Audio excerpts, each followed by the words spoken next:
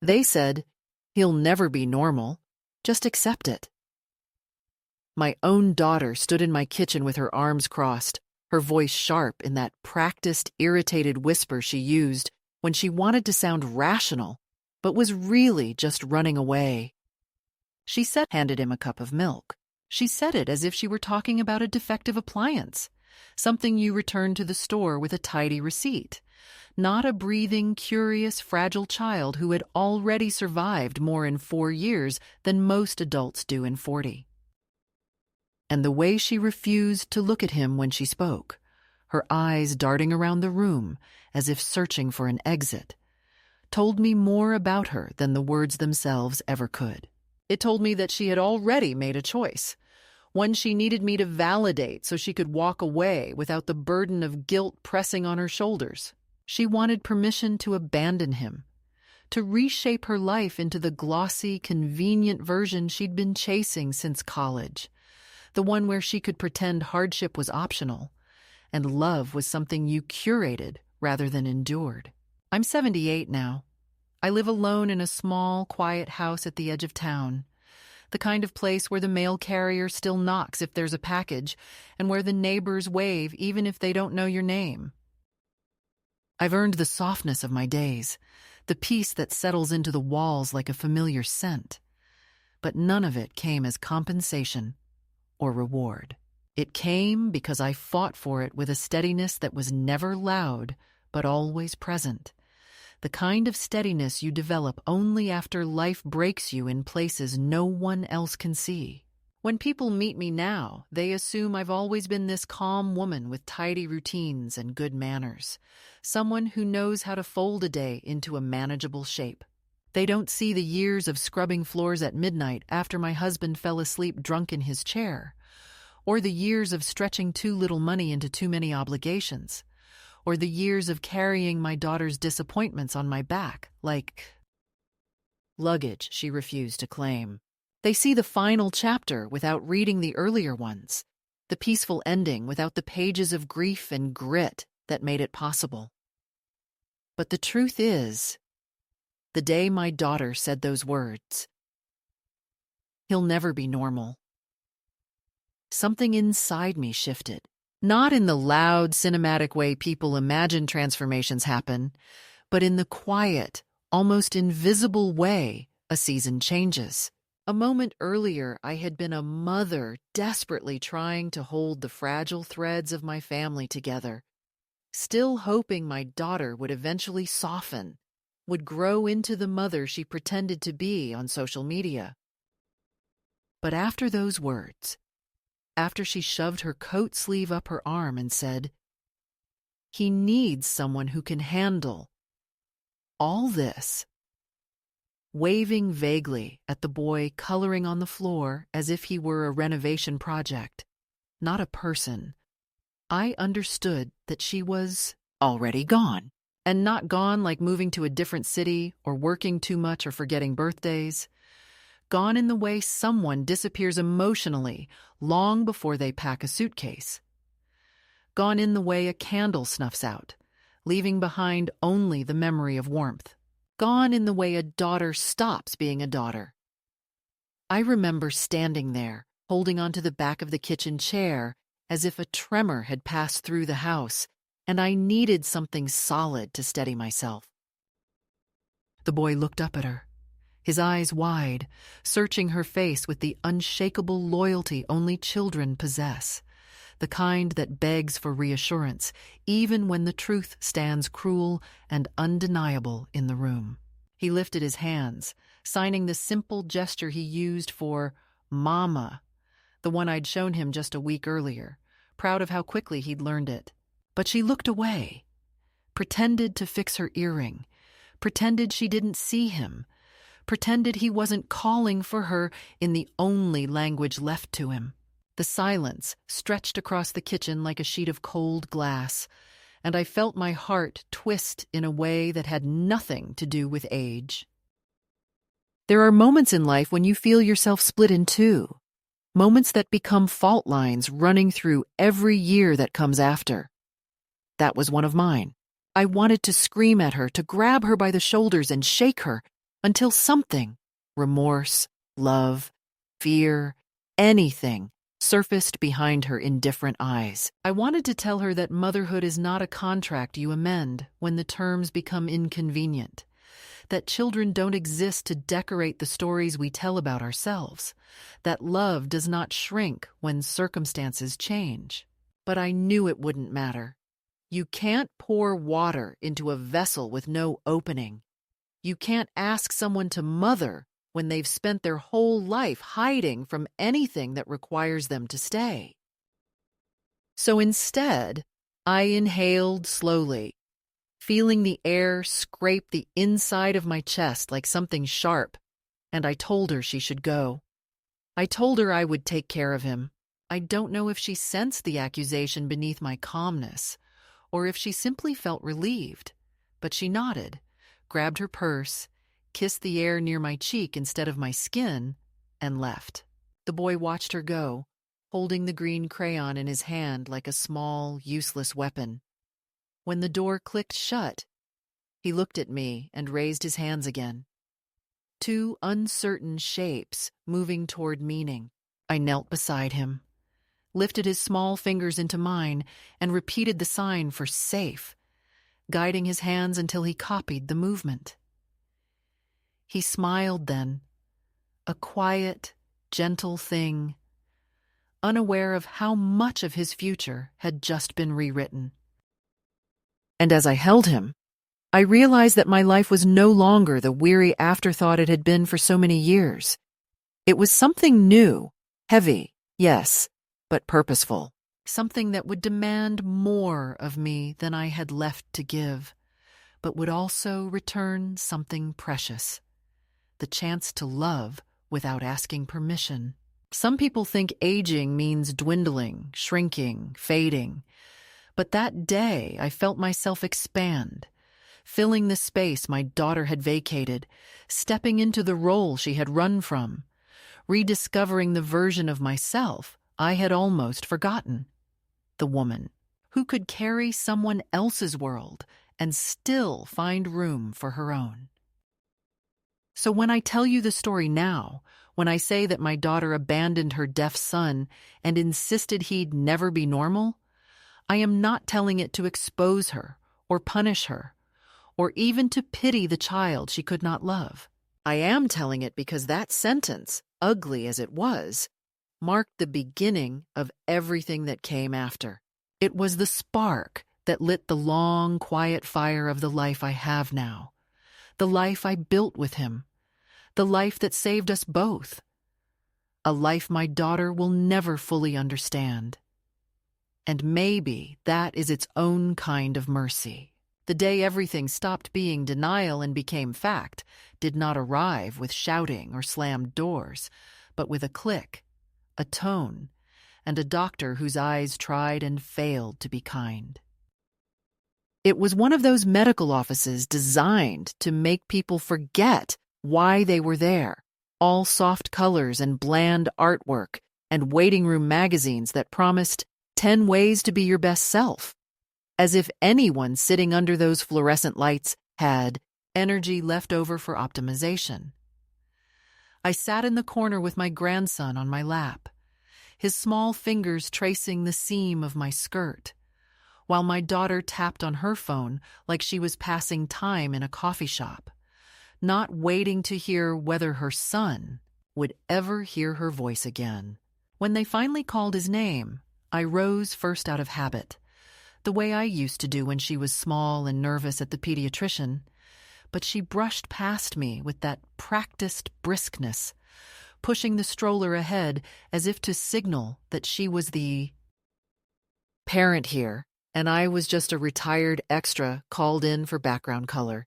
Inside the exam room, it smelled faintly of alcohol and plastic, and there was a box of bright animal stickers waiting patiently on the counter, the kind of bribe they give to children who don't yet understand that no amount of cartoon lions will make some news easier to hold. The audiologist was younger than I expected, with kind hands and tired eyes that had clearly said the same words too many times. And he moved gently, setting up the equipment, and speaking slowly, even though my grandson couldn't hear him. Perhaps more for our benefit than his. They'd done tests before, of course. The earlier scans, the brainstem response exam, the endless, we need to wait and see how he develops conversations. The hopeful talk about mild loss and hearing aids and early intervention. All those scraps of maybe that my daughter clung to like coupons for a sale that was never coming. But this time was different. This was the follow-up. The one that turns the soft blur of uncertainty into the sharp focus of a report. My grandson wore a pair of tiny headphones, his face serious, his gaze wandering around the room as the doctor pressed buttons and watched the screen, while my daughter sat with her arms folded tightly over her chest, her leg bouncing in small, impatient jerks. And I watched all of them, feeling older than my years, and yet, in some strange way, more awake than I had in a long time. After the test, the doctor invited us to sit at a little round table, the kind you'd expect to see in a preschool classroom, not in the place where people's realities are quietly rewritten.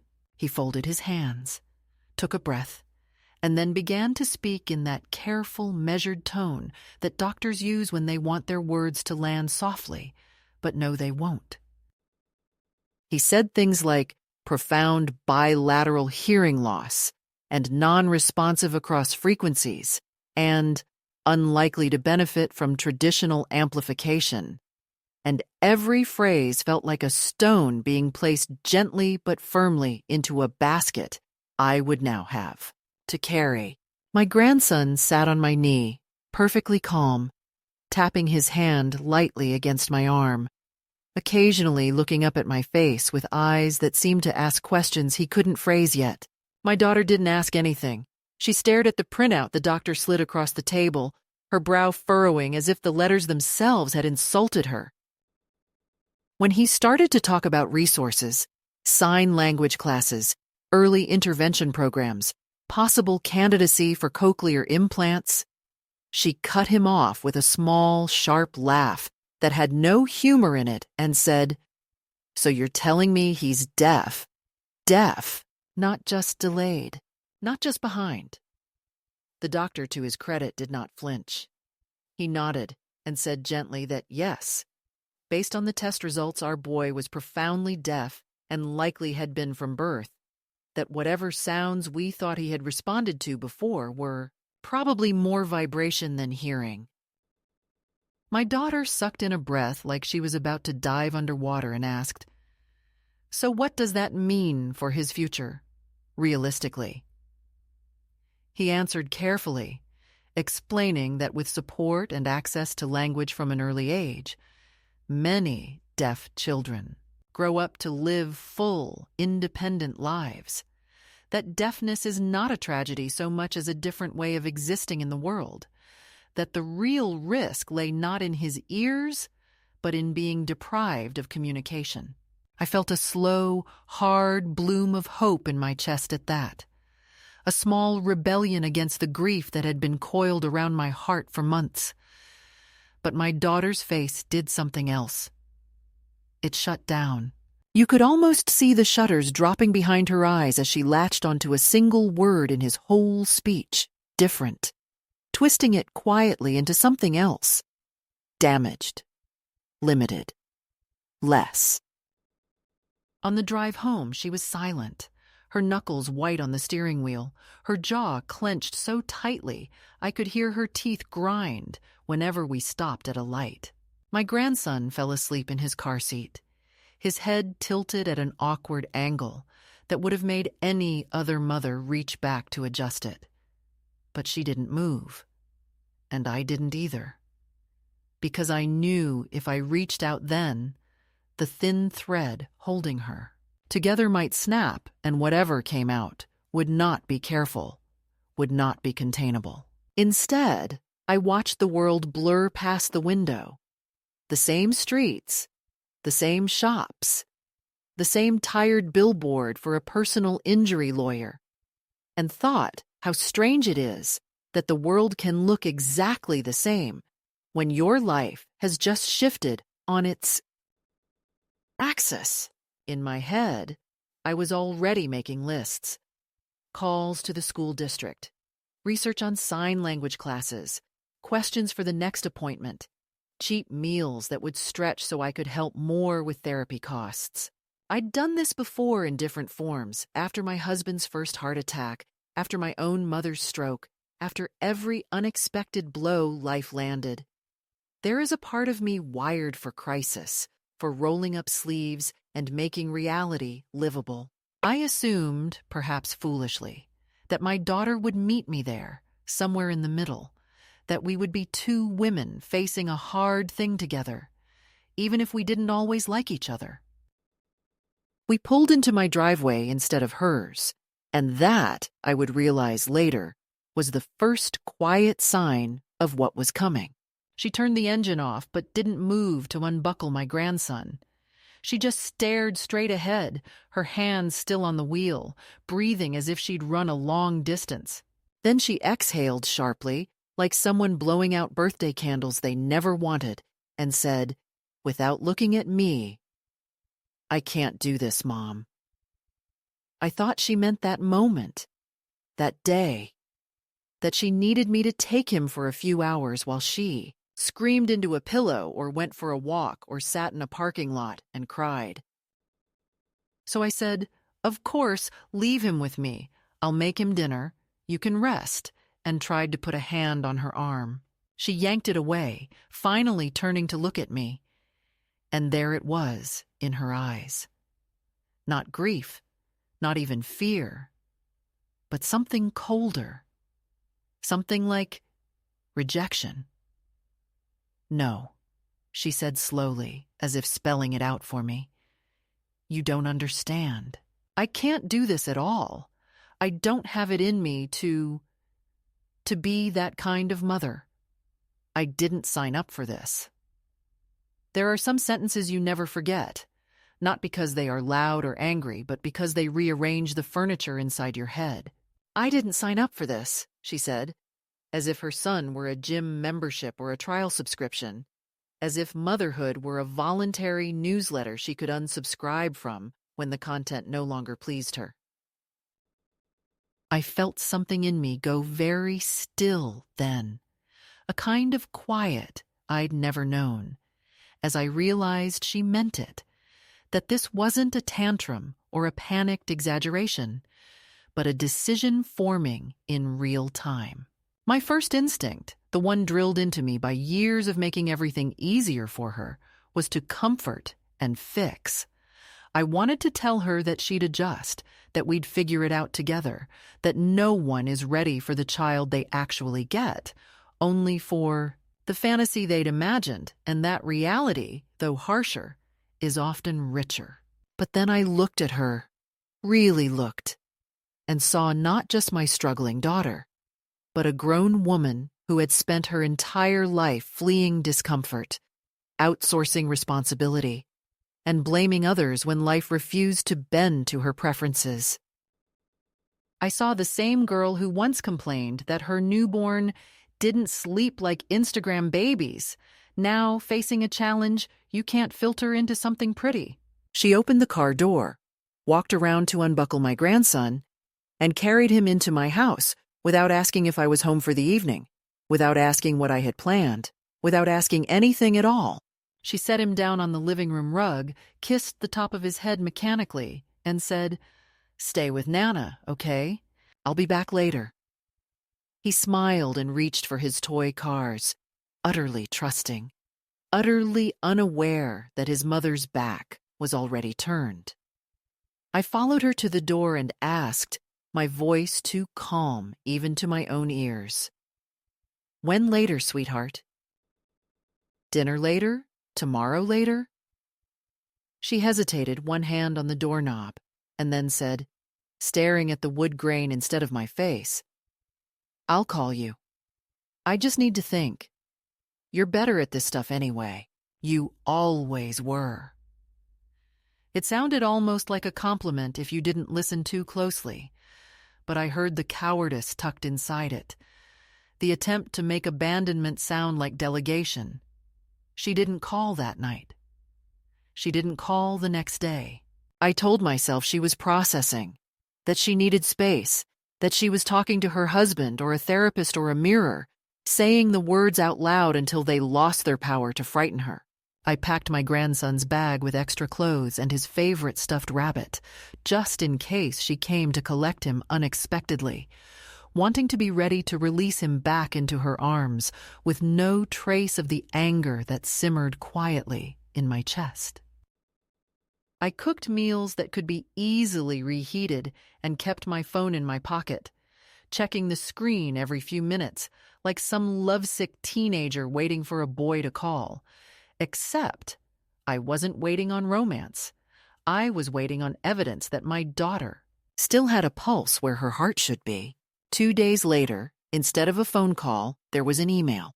Not even a long one, just a short message in which she explained, in tone-deaf, practical language, that she and her husband had been offered an opportunity abroad, that the timing was really terrible, given everything with the diagnosis, that travel would be too complicated with a special needs child, and that she thought it would be best for everyone if he stayed with me for the foreseeable future.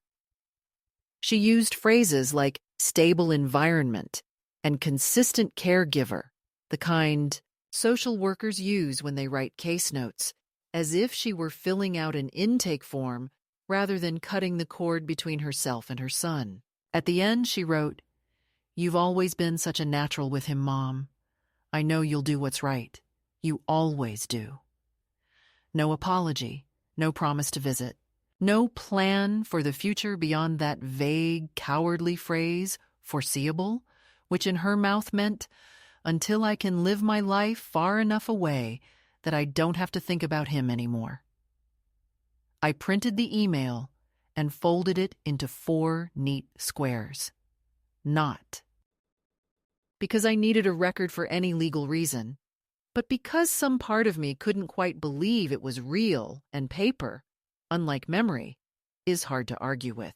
That night, after I put my grandson to bed and watched his small chest rise and fall in the lamplight, after I ran my hand over his hair and whispered words he couldn't hear but might one day understand, I sat at the kitchen table with that email in front of me and understood, with a clarity that made my stomach hurt, that this was the moment. Not the doctor's diagnosis, not the drive home, not even the glove-soft words in her kitchen weeks before, but this. The quiet, typed decision to leave her deaf child behind and call it pragmatism. This was the line between confusion and betrayal. This was where the story shifted from, "We are going through something hard," to "I will go through this without her." The next morning, I called the audiologist's office and asked for the list of resources he had mentioned, my voice steady, my pen ready, my heart cracked but resolute. I called the school district and asked about early childhood programs. I called an agency about sign language classes. I called my pension office and recalculated what my retirement would look like, with another mouth to feed and therapies to fund. And when, weeks later, a form arrived in the mail with a polite request for my signature so that certain medical and educational decisions could be transferred to me as his primary guardian, my daughter's name already inked neatly on the line above. Mine. I signed it, not because I forgave her, but because the boy asleep in the bedroom at the end of the hall needed someone to stand between him and the silence the world had sentenced him to. That was the real beginning, the moment my love stopped being something that filled in the gaps and became the foundation itself. The moment I accepted that my grandson had been left behind by the one woman supposed to choose him without conditions, and that I would spend whatever years I had left making sure he never felt that abandonment as proof that he was unworthy. He was not the tragedy here. The tragedy was hers. And one day, many years later, when he stood in an operating room with another man's heart literally in his hands, he would prove, without ever raising his voice, just how disastrously wrong she had been. In the months that followed her disappearance from his life, there was no explosion, no courtroom drama, no storm of accusations. Instead, there was a slow, almost imperceptible tightening of the world around us, a kind of quiet suffocation that didn't announce itself with force, but seeped into the corners of our days until I found myself moving more carefully, breathing more deliberately, as if the air itself had grown heavier. At first, I kept expecting something dramatic to happen, some reversal, some apology, some late-night knock on the door that would shatter the stillness. But nothing arrived except the subtle signs of abandonment that settled into our routines, like dust on unvisited furniture. I'd wake each morning half expecting a message from my daughter explaining that she needed more time to process, that she would return for him when she found her courage or her conscience or even just her maternal instincts. But the phone remained, silent in a way that felt almost intentional, as if she had placed it on a high shelf inside her mind and refused to touch it again.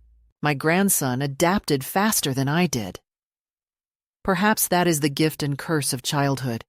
You absorb loss without understanding its size, and so it doesn't crush you in the way it crushes the adults tasked with interpreting it. He settled into our days as if they'd always been this way, waking with soft stretches in the early morning light, padding down the hallway with those small, deliberate steps that made him look older than his years. Every time he entered the kitchen, he would look around instinctively, searching perhaps for something he couldn't quite name. Then, finding only me, he would brighten and sign eat or play or Nana, and I would smile back with a steadiness I didn't always feel. He never asked for her, not in words and not in gestures, and I wondered whether that was resilience or wound, whether children simply know when a person has chosen to disappear and adjust themselves accordingly, like vines bending toward the available sun. The real escalation came not from her absence, but from the shape her absence took. The polite inquiries from neighbors about how long he'd be visiting, the invitations addressed to me alone with a small note that said, "Bring the little one if you need to." The unspoken assumption that I had quietly stepped into a role no one had asked me if I wanted, but everyone expected me to fulfill. When the holidays approached, I found myself carefully selecting gifts for him while simultaneously avoiding the children's aisles at the department store, because every tiny sweater or toy train seemed to ask where his mother was, and I had no answer. That didn't carve something open inside me. I caught myself rehearsing conversations with her in the quiet of the night, imagining what I'd say if she suddenly called, whether I'd let my anger surface or whether I'd fold myself yet again into the shape of a woman who forgives too easily. But she didn't call, not even on his birthday, not even with the wavering half-presence that marked her earlier mothering. The silence between us thickened until it felt like another piece of furniture in the house, something I had to move around to get from one room to the next. The practical demands of raising a deaf child were constant, but not crushing. What wore me down was the loneliness of making decisions alone, while knowing there should have been two of us at that table. Meetings with early intervention specialists, appointments with speech pathologists, sessions with sign language instructors, all of it fell to me.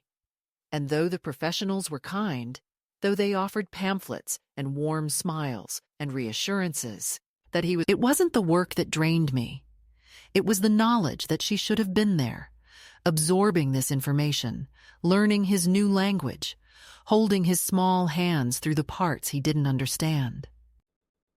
Instead, I sat alone in those fluorescent lit rooms, nodding politely, taking notes I wished I could pass to someone else, swallowing the grief that rose in my chest whenever the specialists congratulated me on my commitment, as if commitment were something I could choose to abandon. The emotional erosion came from subtler places.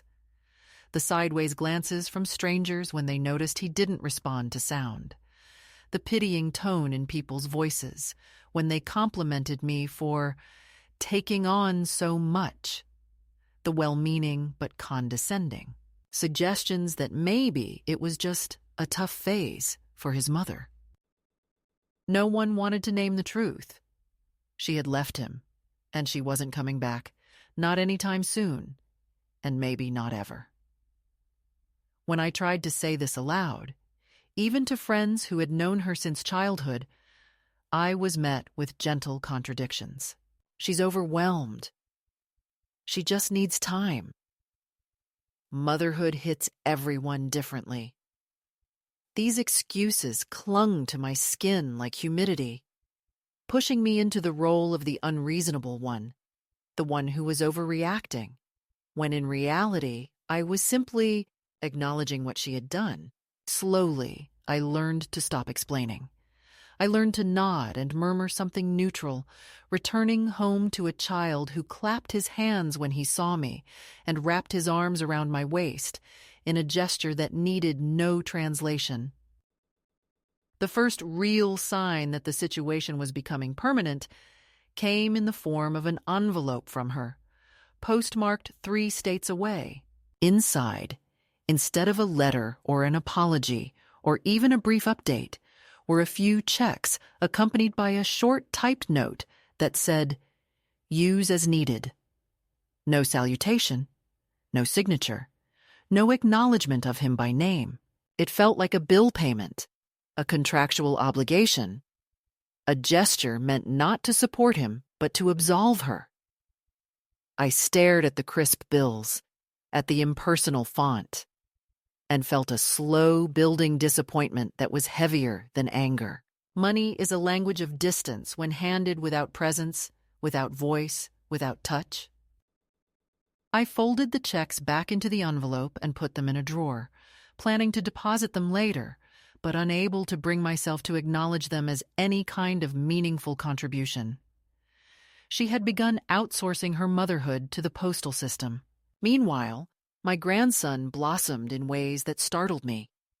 He took to sign language with a hunger that felt instinctive, as if the words were already stored somewhere inside him, waiting to be unlocked.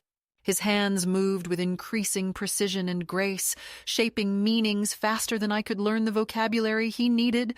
Sometimes he would sign something I didn't know, and I would scramble for the reference book or try to guess, and he would watch me with patient amusement, tapping my wrist lightly when I finally understood. There were evenings when he would sit across from me at the kitchen table, his small fingers dancing through phrases about his day, and I would feel an ache so complex I couldn't name it, a mixture of pride and sorrow and a fierce protectiveness that bordered on prayer. But with each new sign he learned, with each small victory he claimed, the shadow of her absence grew longer. I would catch him holding the phone, turning it over in his hands, pressing buttons not to call her, but to watch the icons light up. He didn't understand what a missed call was, or why other children's mothers appeared on screen to wave and laugh. When we walked through the park, he sometimes stopped to watch families interacting, his eyes tracking the rhythm of their mouths, as if trying to read lips from a distance. Once, while sitting on a bench, he pointed at a woman lifting her toddler into her arms and signed "Mama" with a hesitant tilt of his head. I shook mine gently and signed "different," then "safe," then "Nana." But the moment lingered in my chest for days, a quiet bruise that didn't fade. The subtle escalation also came in the form of routines that started to feel like rituals of endurance. I began waking earlier, not because he required it, but because the mornings were the only time I could claim my thoughts before the day demanded all of me. I'd sit at the kitchen table with a cup of tea growing cold in my hands, watching the sun creep through the blinds, mapping out the hours ahead. Therapy, meals, playtime, rest, laundry, paperwork, the 1,000 invisible tasks of caregiving that no one applauds but everyone relies on. And somewhere in that list, I always wrote, "Call her," even though I had stopped actually dialing.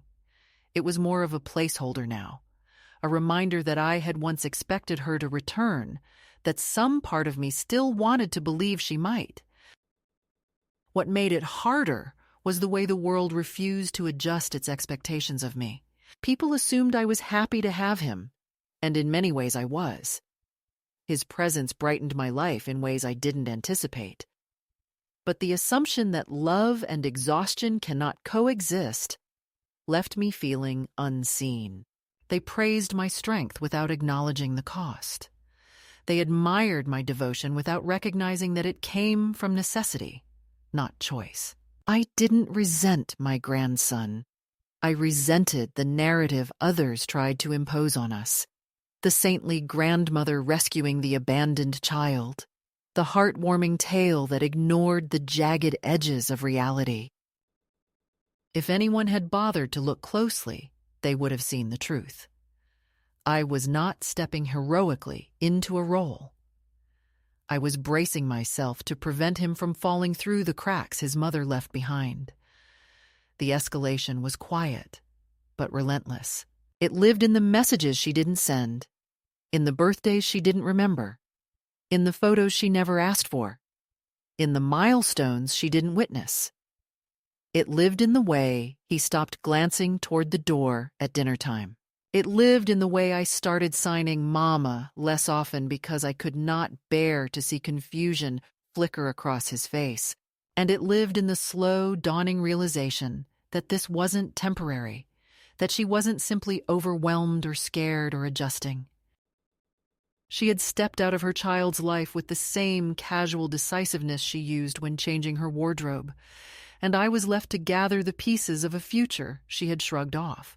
By the time the first year without her ended, the house had shifted around us. His toys filled the living room. His drawings lined the refrigerator. His laughter, silent but bright, filled the spaces where her voice used to echo. And I understood then that we were building something new, something fragile and sacred and stitched together with the threads she had dropped. The escalation wasn't a single moment.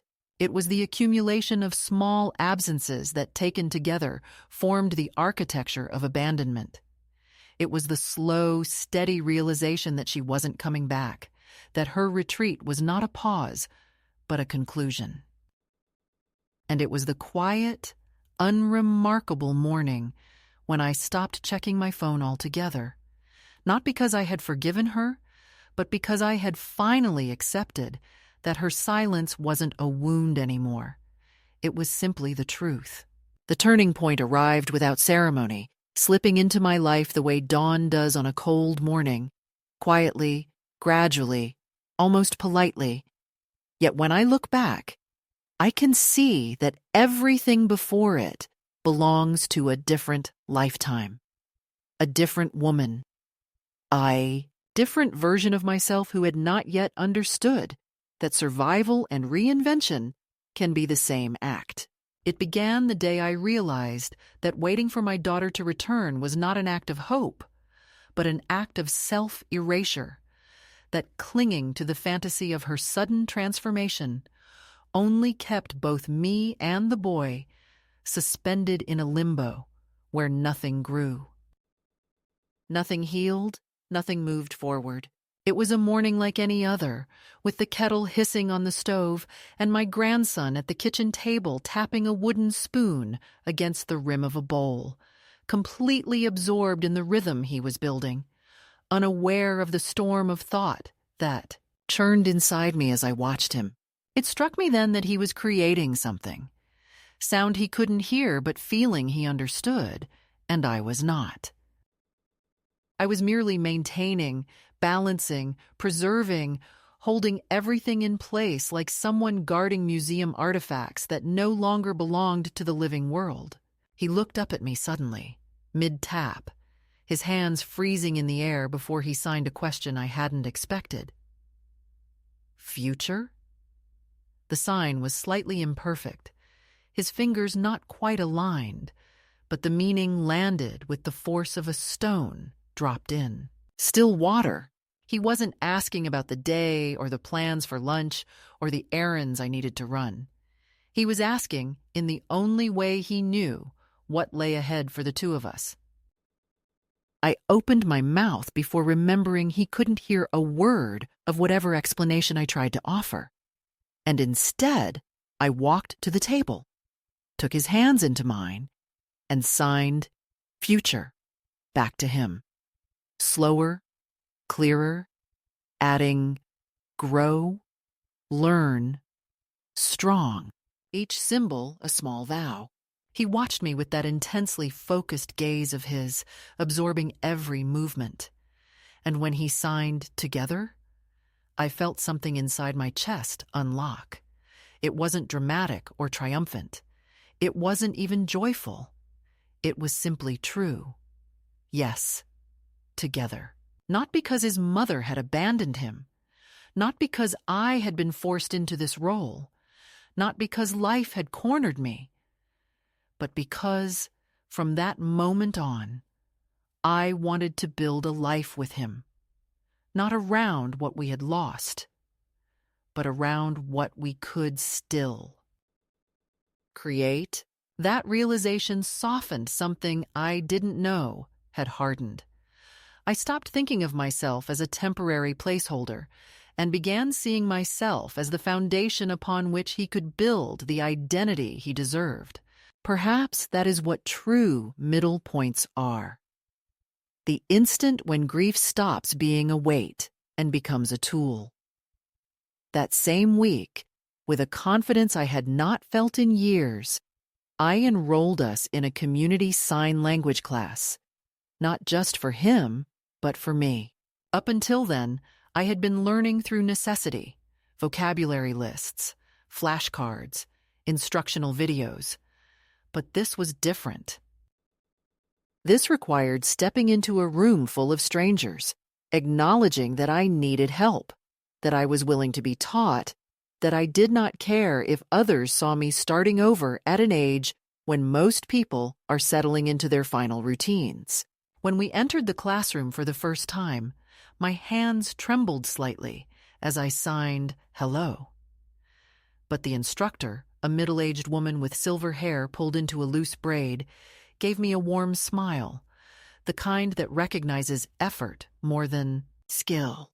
My grandson darted to a table of colorful blocks set out for the younger learners, his fingers moving in excited little bursts as he arranged shapes into patterns only he understood, and I felt a flicker of pride deep in my stomach.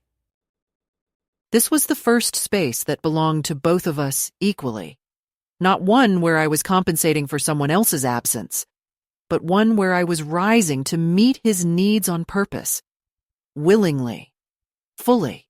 The classes became an anchor in the weeks that followed.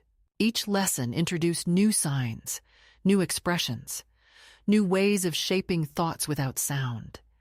And as my vocabulary grew, I found that my connection with him deepened in ways I had not anticipated. I could now sign whole sentences, ask layered questions, explain feelings, tell stories, correct behavior gently but firmly. And he, freed from the frustration of limited expression, began to bloom before my eyes. He told me, for the first time, how he felt when children at the park ignored him, how he liked the way rain looked on windows, how he wished he could run faster, how he loved the heavy warmth of my coat wrapped around him during winter walks. I learned that he was funny, mischievous, stubborn, observant to the point of brilliance. All of this had lived inside him from the beginning. But it was in those early classes that I realized how much of him had been waiting behind a locked door I was only now learning to open. As our communication flourished, so did his confidence. He started helping me with small tasks around the house, signing instructions to himself as he did them, a habit that made me smile every time I saw it. He organized his toys in neat rows that made perfect sense to him. He sorted laundry by color with the seriousness of a scientist categorizing specimens. He followed recipes with exaggerated gestures, lifting imaginary pots and tasting pretend soup, laughing silently at his own theatrics. There was tenderness in the way he moved through our days, a gentleness that came not from fragility but from understanding exactly what it means to rely on connection instead of sound. And somewhere in the middle of this quiet blossoming, I began to change as well. I walked with more purpose. I cooked with more patience. I slept without the knot of dread that used to live at the base of my throat. The emptiness his mother had left behind no longer felt like a wound. It felt like cleared ground where something new could grow. It was during this time that I made another decision, one that marked a deeper shift than even the language classes. I applied for a part-time position at the local library. It wasn't for the money, though every bit helped, but because I needed to step back into the world as someone other than a caretaker. My sense of self had shrunk in the years before he came to live with me, diminishing into the narrow shape of a woman waiting for a phone call that never came. And now I wanted to reclaim the parts of myself that had gone dormant. The library offered me a small role at the circulation desk, and though I felt clumsy and out of place on my first day, fumbling with the scanner, apologizing to patrons, worrying whether my age showed in every movement, I also felt something I hadn't felt in decades: possibility. I brought my grandson with me during slow hours, and he would sit quietly in the children's section, flipping through picture books, running his fingers along the illustrations, sometimes signing excitedly when he recognized an animal or a shape he loved. Watching him there, surrounded by stories and worlds he couldn't yet hear but was determined to understand, I realized that we were building parallel futures, his expanding outward with curiosity, mine expanding inward with renewed purpose. Little by little, the house changed to reflect our new rhythm. Drawers filled with flashcards, notebooks overflowing with practice sentences, shelves lined with books on deaf culture and linguistics. It wasn't a transformation fueled by desperation. It was fueled by commitment. The kind that feels like breathing once it becomes routine. I stopped thinking about my daughter as the missing piece of our puzzle and started seeing her as a chapter that had ended. She occupied a smaller and smaller space in my mind, not out of anger, but out of acceptance, because the life I was building with her son did not have room for the weight of her absence. I no longer rehearsed speeches for her. I no longer checked my phone at the dinner table. Her choices were hers to carry, and mine were forming in the shape of a future that did not depend on her. The moment I understood the full significance of this shift came unexpectedly one afternoon, when a gust of wind knocked several papers off my kitchen table and scattered them across the floor. As I knelt to gather them, my grandson rushed over to help, his small hands touching mine as we reached for the same sheet. He paused, looked into my eyes, and signed, slowly, deliberately, "You and me okay?" His expression held no fear, no uncertainty, just a simple request for confirmation. I felt tears gather in my eyes. Not the sorrowful kind, but the kind that rise when something true lands so softly, it breaks you open. I signed back. "You and me more than okay. You and me strong." He grinned, wide and bright, and touched his forehead to mine for a brief second. before darting off to resume whatever game he'd been playing. That was the midpoint, though it didn't feel like a midpoint then. It felt like a doorway, a threshold we crossed together without ceremony, without witnesses, without needing anything more than the quiet understanding that we were choosing each other. It was the moment I stopped being a woman holding on to the remnants of a broken family and became someone building a new one. It was the moment his childhood and my old age fused into a shared journey that neither of us had planned, but both of us accepted with open hands. And it was the moment I realized that even silence can be a language of rebirth, if you are brave enough to listen to what's growing inside it. The return of the past did not arrive like a storm breaking against the roof or a shouted accusation at the door, but like a tremor. Subtle at first, then unmistakably growing, shaking loose the dust that had settled on years of hard-won peace. It happened on an afternoon so ordinary, it almost felt scripted by something cruel, because I had been standing at the kitchen counter slicing peaches for a tart, humming a tune I couldn't hear but remembered in my bones, while my grandson worked on. His homework at the table, tapping his pencil rhythmically as he concentrated. The sun slanted in through the window, warm and gentle, catching the copper strands in his hair and turning them to light. And I remember thinking how strange it was that a life built from abandonment could feel this whole, this steady, this quiet. Then the doorbell rang, one single sharp note that he felt as vibration through the floorboards, and everything inside me tightened in a way I hadn't felt in years. He looked up from his homework, eyebrows raised in a small question, and I tried to give him a reassuring smile, even though my pulse had already started to thrum. Visitors were rare. People didn't just appear unannounced. And certainly not the one person whose absence had defined so much of who we'd become. When I opened the door, she was standing there, her hair styled perfectly, her coat expensive, in that subtle way people choose when they want to look effortless. And she had that same faintly impatient expression she wore when she was a teenager, waiting for me to finish paying for groceries. Her presence felt like a trick of light, something my mind had conjured from memory. But then she shifted her weight, and the wooden step creaked beneath her. And I knew she was real, standing mere inches from a family she had abandoned as easily as... Setting down a heavy bag she grew tired of carrying. "Hi, Mom," she said, as if appearing after all those years was no more significant than missing a single dinner. She didn't ask to come in. She just stepped past me, crossing the threshold with the confidence of someone returning to a place she believed waited for her. I felt the air tighten. The house seemed to contract around her, as if resenting the sudden imposition. My grandson turned when he saw her, his expression politely curious, not recognizing the woman who should have been a constant figure in his early memories.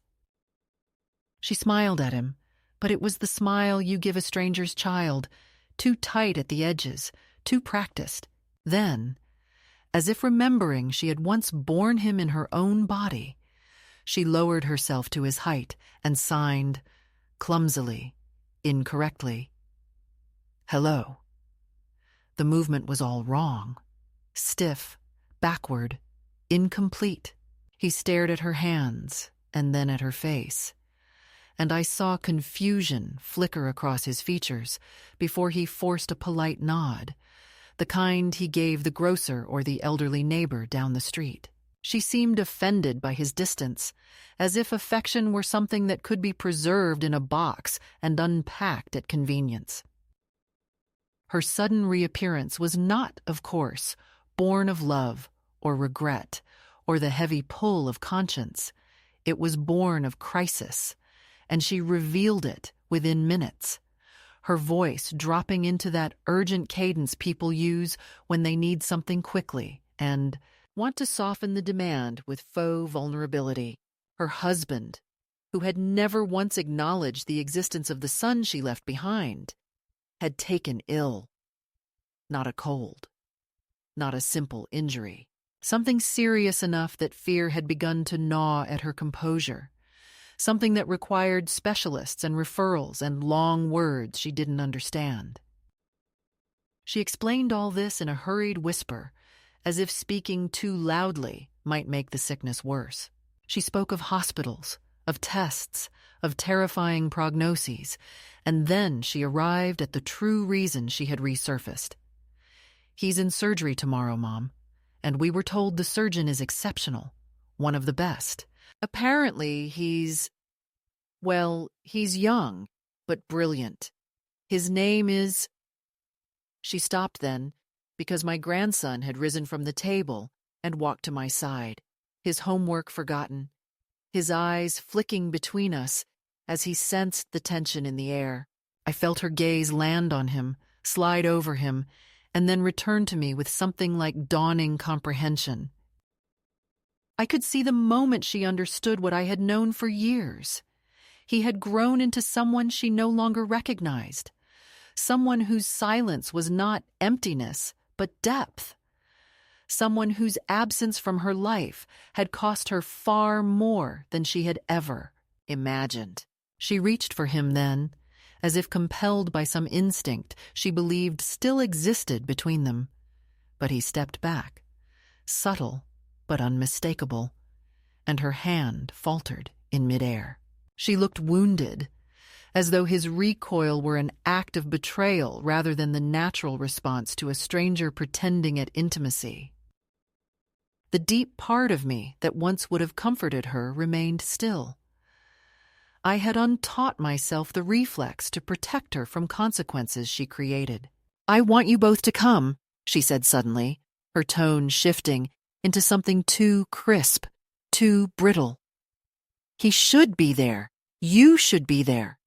Everyone keeps telling me the hospital has a family waiting area, and it feels wrong to face this alone." The irony of that statement stung like salt on a wound. Alone. She had walked away from her son for years without hesitation. Yet now that crisis had chosen her household as its battleground. She expected instant unity, expected us to step back into a narrative she had abandoned without a backward glance. I was still searching for the right words when my grandson touched my wrist lightly, the sign he used when he wanted to ask if he should watch what was happening more closely. I signed back, "Wait," and he nodded, though his eyes never left her face. I turned to her then, and in the calm voice I reserved for breaking truths gently, I said, "He doesn't know you." Her face collapsed for a moment, then hardened again, as though she were pressing grief back under her ribs. "But I'm his mother," she said, incredulous, as if that single biological fact should erase every abandonment, every silence, every year she had missed.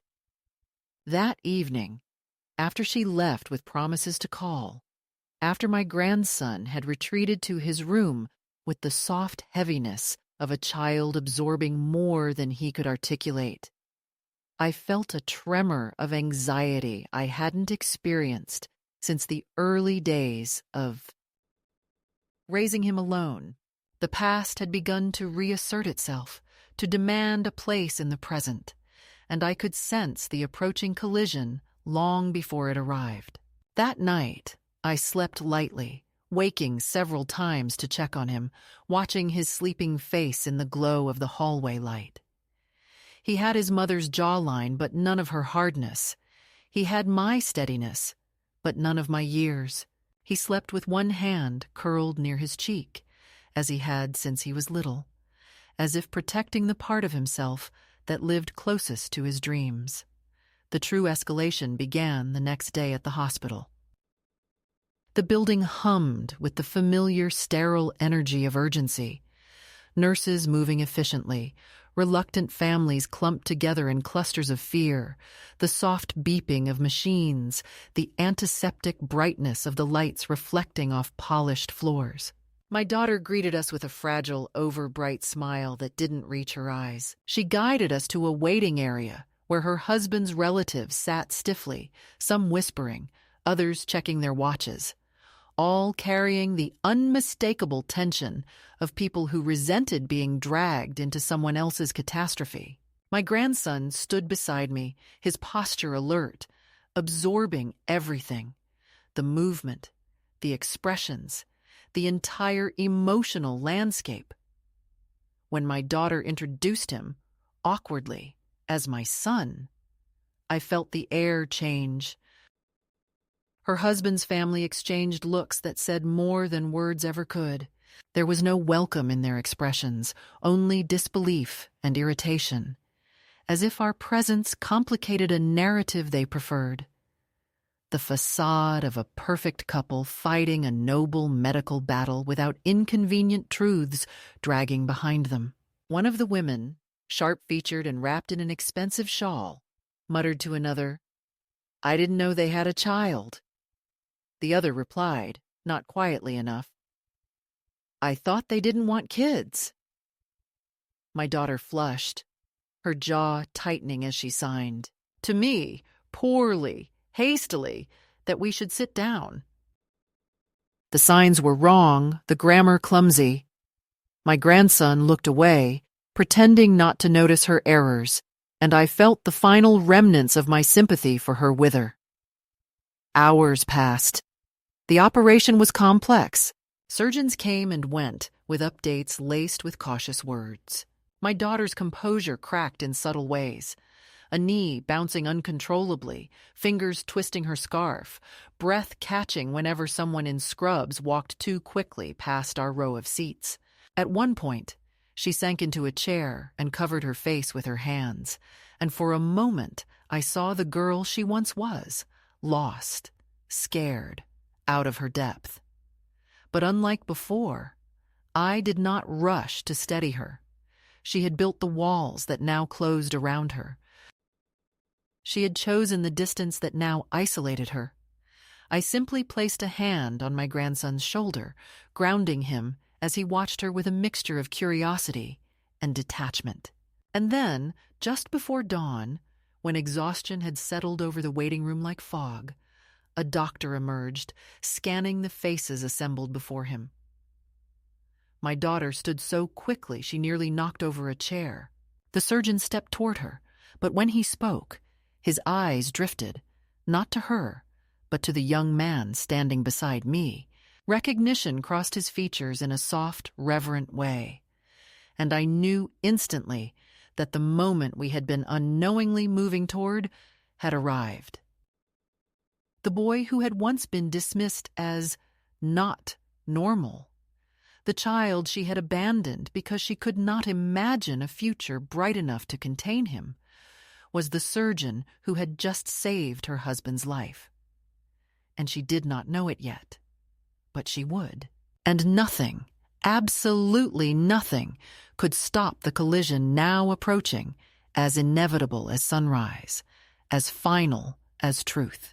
When the truth finally broke open, it did so with the slow, deliberate clarity of a curtain being pulled back after years of dusk, revealing not a burst of sudden light, but the cold, undeniable shape of what had always been there, waiting. The doctor who approached us in the waiting room, middle-aged, composed, the kind of man who had witnessed too many fragile dawns after impossible nights, looked first at my daughter, offering the brief professional nod reserved for family members. But then his eyes shifted almost involuntarily, as though drawn by gravity, and landed on my grandson standing beside me. His expression changed. Not shock exactly, but recognition, respect, something like the quiet acknowledgement one gives to a colleague who has just completed something monumental. The room around us seemed to still, the soft hum of machinery beyond the hallway muffling into the background, as my grandson straightened almost imperceptibly, his posture aligning with the gravity of the moment, though no one else yet understood what was unfolding. The doctor cleared his throat and addressed my daughter with the practiced calm of someone who had spent decades delivering news to people perched between dread and hope. He explained that the surgery had been long, complicated, far more delicate than they'd expected once they opened her husband's chest. There had been a moment, he paused here, glancing again at the young man beside me, when the team had nearly lost the patient. A crisis with the artery, a sudden collapse in blood pressure, a fleeting window where the wrong decision could have sealed a fate. But, he said, steadying his voice, your surgeon handled it with extraordinary precision. Textbook would be an understatement. It was elegant. My daughter blinked, the word elegant clearly not matching the picture she'd held of this anonymous doctor she believed was responsible for saving her husband. She asked a question, one of those frantic, half-formed inquiries about stability, about next steps, about whether he was truly out of danger, and the doctor answered, but his gaze drifted again to my grandson. And this time he addressed him directly, signing as he spoke, his fingers moving with fluid competence. Good work, truly. My grandson nodded, the barest movement, his face solemn, composed, older than his years, and only then did my daughter's eyes widen as understanding breached the edges of her confusion. She turned her head slowly, mechanically, the way someone does when they fear that what they're about to see will rearrange the ground beneath them. She looked at him. Not at the little boy she remembered, the one she could dismiss with a single cruel sentence, but at the man he had become, the one she had not witnessed growing, the one she had not nurtured, protected, or even known. She stared at his posture, his scrubs still faintly marked with the trace of a long night, his hands steady, his expression calm. And then she whispered, barely audible, "No, that's not possible." But it was. And the realization arrived not as a blow, but as a slow, suffocating collapse inside her. She staggered a step backward, then forward again, uncertain where to place her body now that the hierarchy of her own story had been rewritten. "You operated on him?" she said, her voice strangled, as if each word resisted leaving her throat. My grandson watched her, his gaze level, unflinching, not cold but unreachable in a way that frightened her.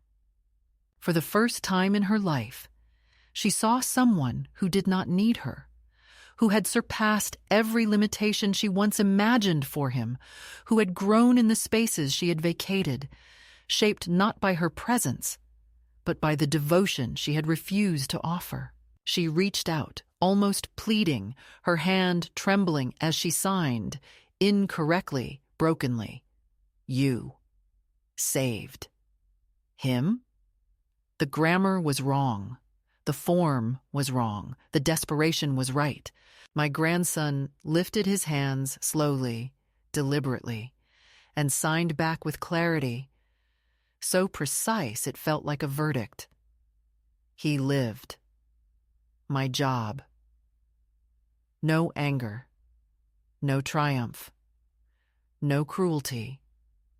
Just truth. And that, more than any accusation or dramatic display, broke something open in her. Her face crumpled, not into tears, not yet, but into the shape of someone realizing that the story she had been telling about her own life was missing its most essential chapter.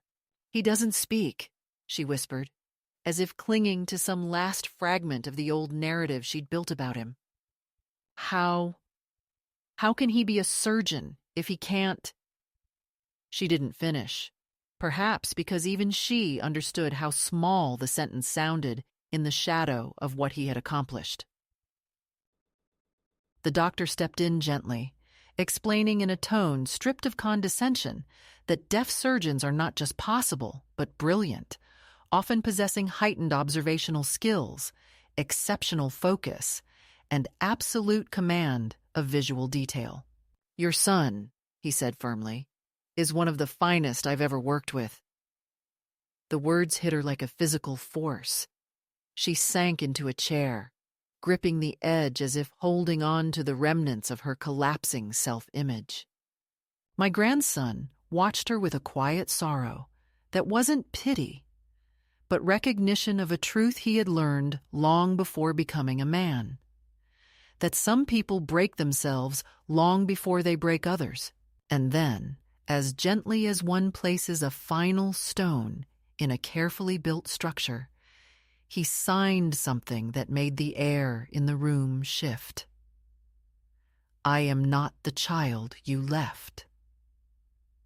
She covered her mouth, eyes filling, but he continued, each sign slow, unhurried, devastating in its clarity. "I became who I needed without you." She stood, reached for him again, her hands shaking, but he stepped back. Not harshly, not dramatically, just enough to make the boundary unmistakable. He lifted his hands once more and signed what I knew he had carried silently for years. "I don't hate you. I just lived." And with that, the gulf between them became real, not imagined, not a wound, but a fact, a line drawn not from anger, but from dignity. She slid into a chair, her body folding inward, and for the first time since she was a child herself, she wept without restraint, without shaping her tears into something convenient or performative. She cried for the years she had lost, for the boy she had abandoned, for the man he had become without her. She cried for the story she had told herself about normalcy, not realizing she was the one who had never truly grown. My grandson watched for a long moment, then turned away, not out of cruelty, but because the moment belonged to her grief, not his responsibility. He came to stand beside me, his arm brushing mine lightly, and I felt the steady pulse of his presence, the strength he had built out of silence and resilience. When he touched my hand, he signed, "Let's go." And together, we walked out of the waiting room, past the rows of chairs, past the screens displaying patient codes, past the life she had tried to reclaim only when it served her needs. He didn't look back. I did, briefly, and saw her collapsed into herself, hands covering her face, undone not by punishment, but by truth. In that moment, the story she had written, about him, about herself, about all of us, rewrote itself forever, and the final authorship no longer belonged to her. It belonged to the man she had once deemed unworthy of her effort, standing tall beside me, silent in the way only the strongest can be silent, carrying in his hands not only the life he had saved, but the life he had built with no one's permission, but his own. In the days that followed, a strange, hushed calm settled over our lives, not the kind that arrives after joy or celebration, but the kind that drifts in after a truth too large to ignore has finally been spoken aloud. My grandson returned to his routines with the quiet steadiness he had carried since childhood, slipping back into his work, his studies, his evenings at my kitchen table, as though the confrontation with his past had been nothing more than a brief storm clearing the air. Yet something subtle had shifted in the way he moved through the world. He seemed taller somehow, not in height, but in presence, as if shedding the last remnants of her shadow had allowed him to expand into the full measure of himself. He worked long hours at the hospital, walking those bright hallways with a confidence tempered by compassion.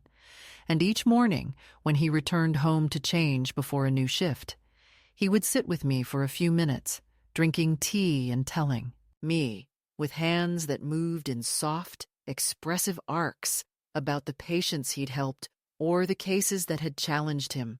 He never mentioned her, and I didn't ask. There was no need. The part of him she once abandoned had long since grown beyond her reach. For my daughter, the aftermath took a different shape. She tried to call at first, not with any real plan, not with the humility needed for rebuilding, but with the frantic impulse of someone trying to salvage a role they'd forfeited through years of neglect. When her messages began with tentative apologies, I felt a faint but undeniable ache. The kind that comes from realizing that the apology you once prayed for had finally arrived at a time when you no longer needed it. There were days when I listened to her voice on the answering machine, not out of longing, but out of an old ingrained habit of witnessing her pain. And I recognized the familiar pattern.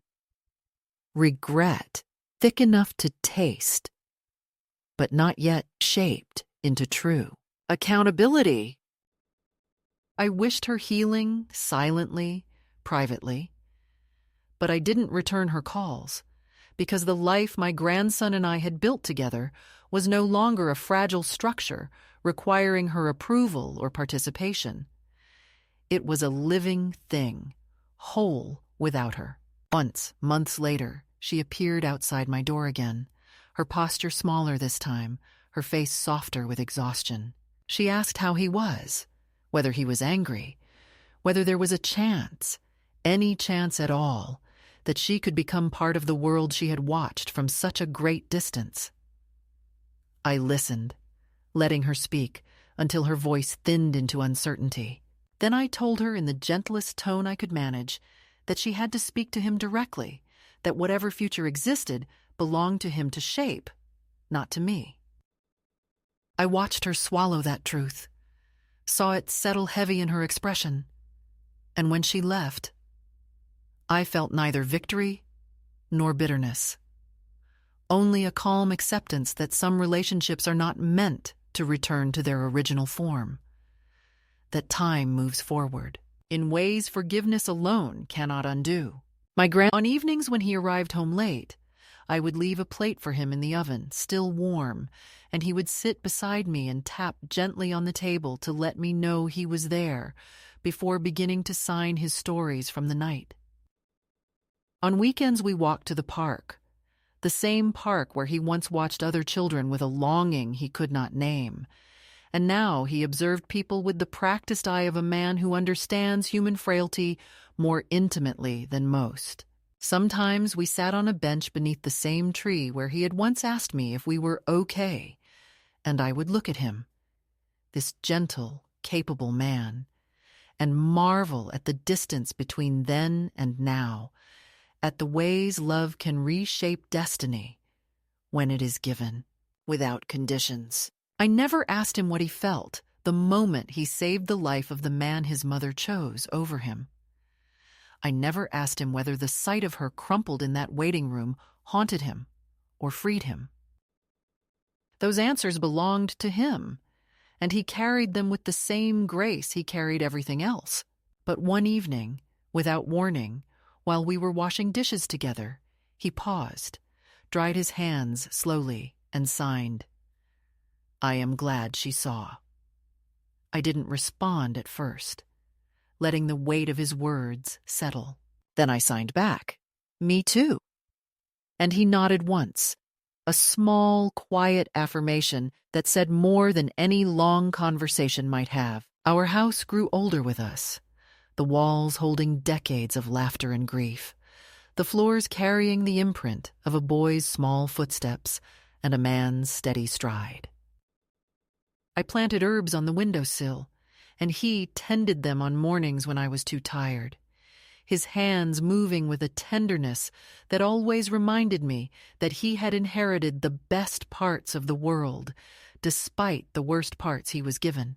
On the evenings when the light shifted into that familiar golden shade that used to make me nostalgic for things I couldn't name, I found that I no longer longed for my daughter's presence, or for the family we never truly were.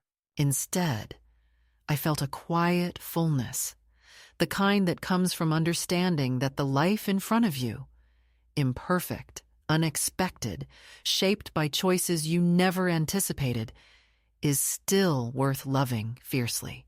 And now, as I sit in my old armchair watching him gather his things for another shift, his shoulders straight, his movement sure, I feel a peace that has nothing to do with endings and everything to do with alignment. He turns to me before leaving, touches my hand lightly, and signs, "Good night. Love you." His fingers move with ease, with certainty, with gratitude that never needs to be spoken aloud. When the door closes behind him and the hallway falls quiet, I close my eyes for a moment and breathe in the gentle calm of a life reclaimed. If any woman were sitting here beside me now, some grandmother carrying a wound she does not speak aloud, some mother grappling with the ache of a child who has turned away, or a family that slipped from her grasp, I would tell her this: you are not defined by who walked out on you, and you are not diminished by the love someone else failed to give. Sometimes life asks you to begin again when you least expect it, and sometimes that new beginning grows in the shape of a child who needed you more than anyone ever realized. You do not need sound to build something beautiful. You only need presence. You only need courage. You only need the willingness to choose the life that chooses you back.